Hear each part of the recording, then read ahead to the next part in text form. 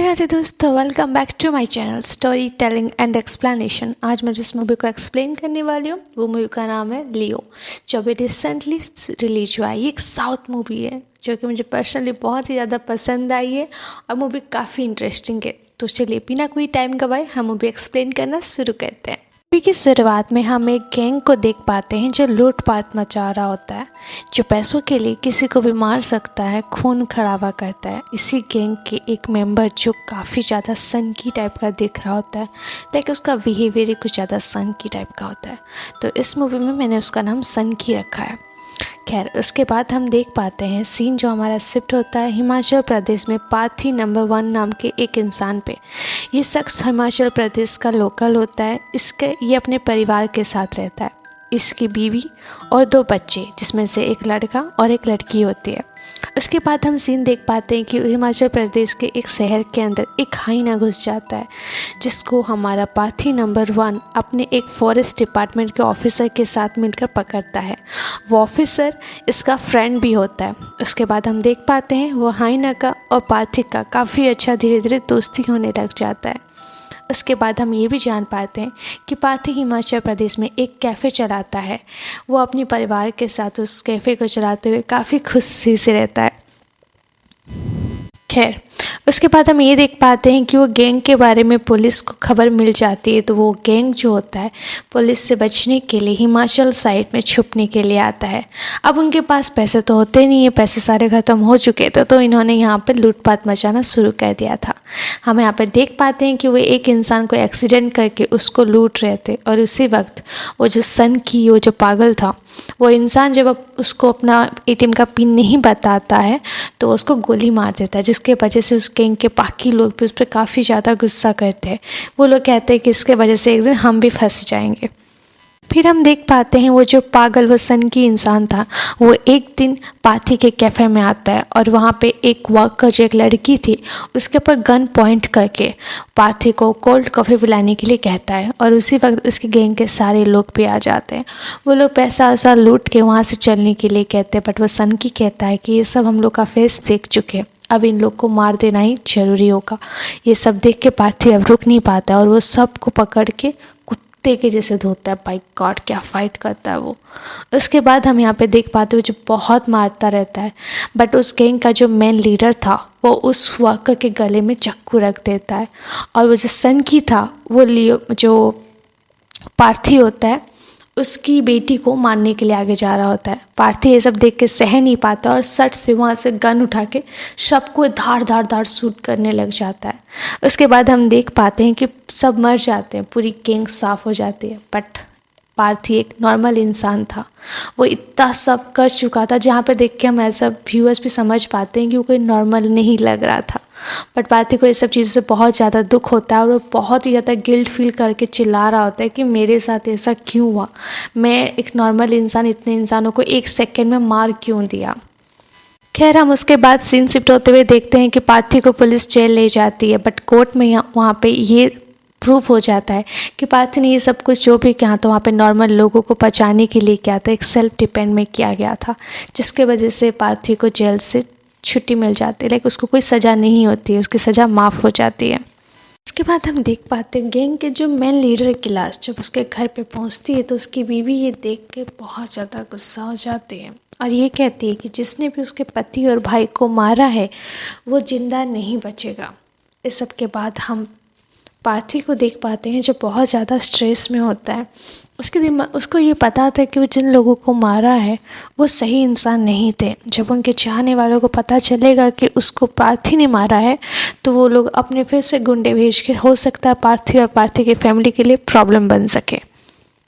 और ऐसे व्यूअर्स हमें नोटिस कर पाते हैं पार्थी इस चीज़ को लेकर काफ़ी ज़्यादा स्ट्रेस में भी रहता है। खैर, इस सब की चीज़ों को साइड में रख के पार्थी अपने फैमिली के साथ जाता है बाहर शॉपिंग करने के लिए, जहाँ पे कुछ गुंडे पार्थी के ऊपर अटैक कर देते हैं और जहाँ पे पार्थी फिर से अपने जो फाइटिंग एंगल होता है उस हिसाब से सबको मार के धूल चटा देता है। उसके बाद वो बहुत ही ज़्यादा गुस्से में रहता है। पार्थी की बीवी ने पहली बार पार्थी को ऐसा हालत में देखा था जिसको देख के वो काफ़ी ज़्यादा डर गई थी। खैर वो उसके बाद पुलिस स्टेशन जाता है और वहाँ पे बहुत ज़्यादा चिल्लाता है, सबको कहता है कि हमें प्रोटेक्शन चाहिए क्योंकि वो गुंडे जो थे वो आके बार बार हो सकता है मेरे फैमिली को भी अटैक करे। बट वहाँ के जो सीनियर ऑफिसर थे वो पार्थी की कोई भी बात को सही से नहीं ले रहे थे, लाइक वो बहुत ही इंसल्ट टाइप का बात कर रहे थे। उसके बाद पार्थी उनको बहुत ही ज़्यादा गुस्से से बोलता है कि आप लोगों का काम भी मैं कर रहा हूँ, क्योंकि उनमें से मैं जिनको मारा था उनमें से एक की लाश गायब हो चुकी है। आप लोगों का काम आप लोग सही से नहीं कर रहे हैं। ये सब कहते वो ये भी कहता है कि मुझे एक आदमी चाहिए मेरे घर के बाहर, हमेशा पुलिस का एक आदमी जो हमें प्रोटेक्ट कर सके। बट वो ऑफिसर उसको चिल्ला के ये कहता है कि मुझे क्या करना है क्या नहीं, अब ये काम तू मुझे नहीं सिखाएगा, वैसे भी तू है कौन मुझे सिखाने वाला। तो काफ़ी बदतमीजी से उससे उल्टा पुल्टा बोलता है, जहाँ पे पार्थी को बहुत ज़्यादा गुस्सा आता है और वो गुस्से में उस ऑफिसर का गला दबाने लग जाता है। कुछ सेकंड के लिए तो उसको मार ही देता है, बाय गॉड। खैर उसके बाद पार्थी अपने आप को थोड़ी सी चोट पहुंचा के वो जज के पास जाता है, जिस जज ने उसको रिहाई किया था, और उसको कहता है कि मेरे साथ ये सब चीज़ें हो रही है, प्लीज़ मुझे हेल्प चाहिए। जहाँ पे जज अपने रिसोर्स के हिसाब से उसको एक हेल्प भी करते हैं और उसके घर के बाहर कुछ पुलिस ऑफिसर लगाते हैं ताकि उसको प्रोटेक्ट कर सके। बट यहाँ पे पार्थी ऐसा रिक्वेस्ट ये कहता है कि मुझे ऐसे ऑफिसर्स चाहिए जो मेरे गाँव से हो, और जज ये चीज़ मान भी जाते हैं। उसके बाद हम देख पाते हैं कि पार्थी के गांव से एक ऑफिसर आते हैं, पुलिस ऑफिसर, उसके रखवाली के लिए, जिसको देख के पार्थी को ये लगता है कि ये रखवाली क्या करेगा, इसको खुद की रखवाली करनी चाहिए।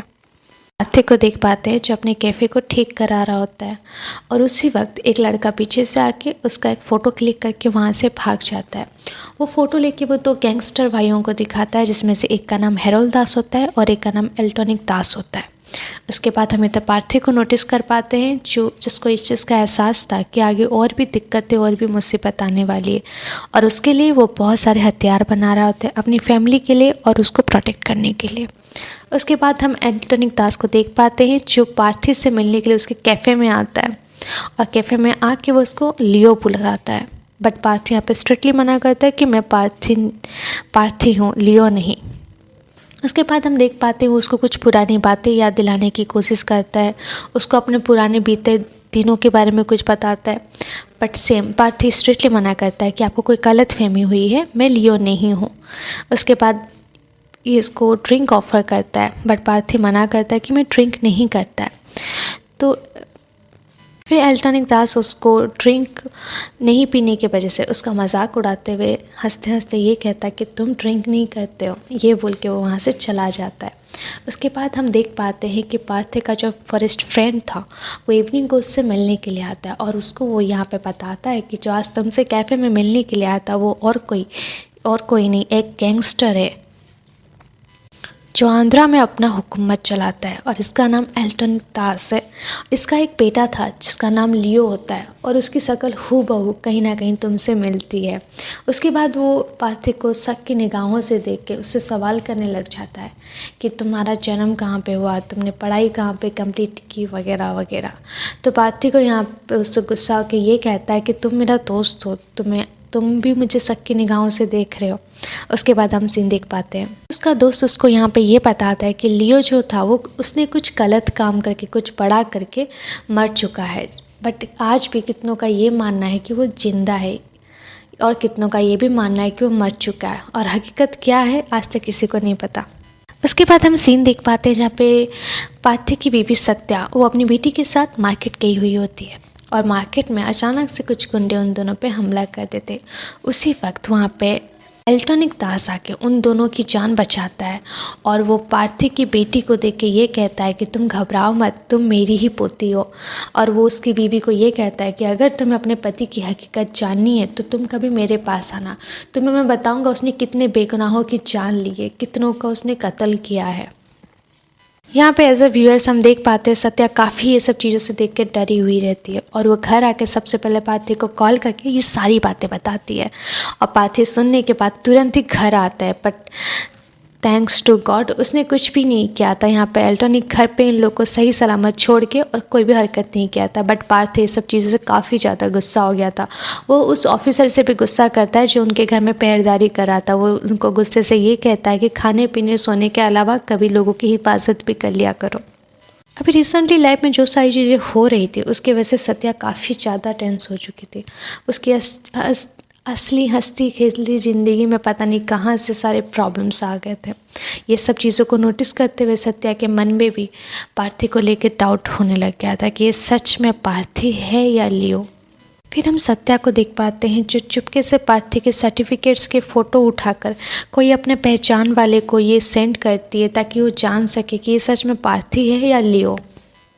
दूसरी तरफ हम पार्थी के दोस्त को देख पाते हैं जो ये जान पाता है कि लियो का एक फ्रेंड जो अभी भी जेल में बंद है और उसी से हम लियो के बारे में बहुत सारी बातें जो हैं जान सकते हैं। उसके बाद हम पार्थी को देख पाते हैं जो बहुत ज़्यादा अपसेट होता है, बट इधर उसकी जो हाइना के साथ जिससे उसने पूरे जगह को बचाया था, उस हाइना के साथ उसकी काफ़ी अच्छी दोस्ती हो जाती है और अभी वो उसी के साथ होता है। उसके बाद हम देख पाते हैं कि पार्थी की जो बीवी थी वो पार्थी को झूठ बोल के अपने जानकार से मिलने के लिए जाती है जो पार्थी के सर्टिफिकेट्स को देख के बताने वाला था। सब कोई धीरे धीरे पार्थी से झूठ बोलने लग गए थे। इधर हम पार्थी के दोस्त को जोशी को देख पाते हैं जो जेल जाता है उसी लियो के दोस्त से मिलने के लिए जो अभी जेल में बंद था। उसके बाद वो जोशी को लियो की स्टोरी बताता है कि एक्चुअल में लियो था कौन। यहाँ वो बताता है 1999 में एल्टोनी दास एक तंबाकू की फैक्ट्री चलाता था, बहुत बड़ी फैक्ट्री जिसके आड़ में वो बहुत सारे गैर कानूनी काम भी किया करता था और इसके साथ साथ लियो भी उसके बिजनेस में पार्टनर था। बट वो बहुत अंधविश्वास टाइप का आदमी था। लाइक जो लियो का फादर थे वो अपने बिजनेस को बढ़ाने के लिए इंसानों की बलि हो, जानवरों की बलि हो, ये सब दिया करते थे। यहाँ हमें पता चलता है एंटोनी का सिर्फ एक बेटा लियो नहीं था, उसकी एक बेटी भी थी जिसको उसने खुद ही बलि चढ़ा दिया अपने बिजनेस के डेवलप के लिए। इस चीज़ को लेके लियो काफ़ी खिलाफ हुआ था, काफ़ी बचाने की कोशिश किया था क्योंकि वो अपनी बहन से काफ़ी ज़्यादा अटैच था। बट उसके फादर के अंधविश्वास की वजह से वो अपनी बहन को बचा नहीं पाया, जिसकी वजह से वहाँ पे बहुत हाथापाई हुई और लियो वहाँ पे मारा गया। जब लियो अपनी बहन को बचाने की कोशिश कर रहा होता तब उसी के बाप ने उस पर 3 गोलियां पीछे से धाक करके लगा दी थी, जिसके वजह से उसकी लियो की वहीं पर ही मौत हो गई थी। और ये बात उसका फ्रेंड वहाँ पे खुद एक्सेप्ट करता है कि मैंने उसका लाश देखा था और आप लोग जिसको लियो समझ रहे हैं वो लियो है ही नहीं, क्योंकि लियो मेरे सामने ही मर गया था। और इधर हम सत्या को भी देख पाते हैं जिसको सारे सबूत मिल जाते हैं कि पार्थी ही असली पार्थी है, वो लियो नहीं है। तो ये चीज़ लेके जब वो घर जाती है तो उसको ये बात भी पता चलती है कि पार्थी को पता चल चुका है कि उसकी बीवी उस पर डाउट कर रही है और वो अपने किसी जानकार को उसके सर्टिफिकेट्स वेरीफाई करने के लिए गई है। ये जान के उसको बहुत ज़्यादा दुख होता है, बहुत ज़्यादा अपसेट होता है कि एटलीस्ट उसकी बीवी उस पर ट्रस्ट नहीं कर रही है। तो इसके बाद सत्या उसको कन्विंस करने की कोशिश करती है कि एक्चुअल में ये सारी प्रॉब्लम्स जो हो रही थी उसके वजह से वो क्लियर नहीं हो पा रही थी। बट वो ज़्यादा अपसेट होने की वजह से सत्या उसको उस मोमेंट में किस करके कन्विंस कर लेती है। बस उसके बाद क्या होना था, उसके बाद उन दोनों का सारा जो गुस्सा सब कुछ ख़त्म हो गया। अब तो सब कुछ सही हो गया था। इसके बाद हम देख पाते हैं एंटोनी कॉल करके पार्थी को ये कहता है कि मैंने तेरे बेटे को उठा लिया है और मैं तेरे बेटे का वही हासिल करूँगा जो मैंने तेरी बहन का किया था 20 साल पहले। अगर तेरे बेटे को बचाना है तो चुपचाप मेरे एरिया में आ जा। एंटोनी के यहाँ पे हम समझ पाते हैं कि बस यही चाहता है कि कैसे भी करके वो पार्थी को ये एक्सेप्ट करवाना चाहता था कि वो ही लियो है। जब पार्थी अपने बेटे को बचाने के लिए जा रहा होता है उस वक्त इसके कुछ गुंडे पार्थी पर अटैक करते हैं, जो पार्थी उनमें से सबको एक के बाद एक मार के आगे बढ़ता ही रहता है। उसके बाद हम पार्थी को देख पाते हैं जो एंटोनी को पकड़ के भी उसको वहीं पर ही मार देता है। और ये खबर जब पैरोल दास को मिलती है तो वो बहुत चुका रह जाता है और वो साथ के साथ पार्थ को कॉल करके ये कहता है कि अगर मेरे भाई की लाश मुझे ला के देगा तभी मैं तुझे तेरे बेटे लौटाऊंगा। तो यहाँ पे हम देख पाते हैं पार्थी लाश लाके कहाँ से दे सकता है, क्योंकि वो लाश जो थी ऑलरेडी पुलिस के पास थी। बट खैर ये सब होते हुए भी जो पार्थी का दोस्त था जोशी, उसकी मदद से वो लाश पुलिस स्टेशन से निकाल कर लेके जा रहा होता है हेरोल्ड के पास, ताकि वो अपने भाई की लाश को देकर अपने बेटे को ला सके। यहाँ पे होता है बहुत ही इंटरेस्टिंग सीन। हैरोल्ड दास जब उसके भाई का लाश को लेता है, उसके बाद उसका अंतिम संस्कार करता है, क्रियाक्रम करता है, जो भी सब करता है, करने के बाद पार्थी वहाँ पे वेट कर रहा होता है उससे बात करने के लिए, और वहाँ पे वो उसको सारी डॉक्यूमेंट्स दिखाता है, उसको प्रूफ देता है कि मैं लियो नहीं हूँ, मैं पार्थी हूँ, आप लोग मुझे गलत समझ रहे हैं। हैरोल्ड भी सेम चीज़ें उसके साथ करता है, वो बहुत सारे कागज़ दिखाता है, सर्टिफिकेट्स दिखाता है कि वो पार्थी नहीं, वही लियो है। और एज अ व्यूअर्स हम लोग देख पाते हैं वहाँ पे एक ईगल बैठा होता है जो बहुत देर से पार्थी को घूरता रहता है। तो यहाँ पे हैरोल्ड दास को ये कहता है कि इंसान झूठ बोल सकता है, कागज़ भी झूठ बोल सकता है, पर कभी कोई जानवर झूठ नहीं बोल सकता। ये जब से लियो था तब से ये ईगल उसके साथ था, और ये अपने मालिक को बहुत अच्छे से पहचानता है। फिर भी पार्थी ये एक्सेप्ट करने के लिए तैयार नहीं था कि वो लियो है। वो उसके बाद भी बार बार ये कह रहा था कि मैं लियो नहीं हूँ, मैं पार्थी ही हूँ। एक बात है कि हैरोल्ड दास कुछ गुंडे को उसकी बीवी और बच्चे को मारने के लिए भेजा रहता है, ताकि ये अपने नौटंकी, अपने एक्टिंग को बंद करे और ये एक्सेप्ट करे कि यही लियो है। बट पार्थी बेवकूफ़ नहीं था, उसने पहले से अपने घर में अपनी बीवी बच्चों को प्रोटेक्ट करके आया था। उसने कुछ जाल बिछा रखे थे, जहाँ से जाल से बचकर कुछ गुंडे मारे जाते हैं, जिसमें से एक गुंडा बच के जब अंदर उसकी बीवी के पास पहुँच जाता है तो ऑलरेडी वहाँ पे जोशी और नेपालियन जो उसका वॉचमैन होता है वो वहीं पर ही रहते हैं और वो सबको प्रोटेक्ट कर रहे होते हैं। बट फिर भी उनमें से एक इंसान, जो एक गुंडा था, वो बच के उसकी बीवी के पास पहुंच जाता है। तो उसको पीछे से कोई बोलता है कि मार दो सबको। उसी वक्त जब वो मारने के लिए जाता है तो हम उसी हाइना को देख पाते हैं जिसको पार्थी ने गांव वालों से बचाया था, और वो सडनली वहीं पर ही आके उस गुंडे को काट फेंकता है। जब ये सारी खबर हैरोल्ड दास को मिलती है, वो पागल हो जाता है गुस्से से, लाइक बहुत ही ज़्यादा उसको गुस्सा आता है, और वो अपने गुस्से को कंट्रोल नहीं कर पाके इधर पार्थी को मारने लग जाता है, ताकि वो कैसे भी एक्सेप्ट करे कि वो लियो है। फिर क्या था, फिर पार्थी को गुस्सा आना बाकी रह गया था। जब पार्थी को गुस्सा आता है तो वो कुत्तों के जैसे सबको चुन चुन के मारता है। उसके बाद लास्ट में बचता है, जब आखिर में हैरोल्ड दास की बारी आती है तो वो अपनी जान की भीख मांगते हुए ये कहता है कि मैं समझ गया, तू लियो नहीं है, तू पार्थिवानी है, तू अपने बेटे को लेके चला जा, मैं कुछ नहीं करने वाला हूँ। तो ये सुन के पार्थी बहुत ही ज़ोर ज़ोर से हंसने लगता है और कहता है कि मैं ही लियो हूँ। इतना कहने के बाद वो सडनली वहीं पर अपने चाचा को शूट करता है और ख़त्म, दी एंड कहानी। उसकी चाचा की भी वहीं पर ही मौत हो जाती है।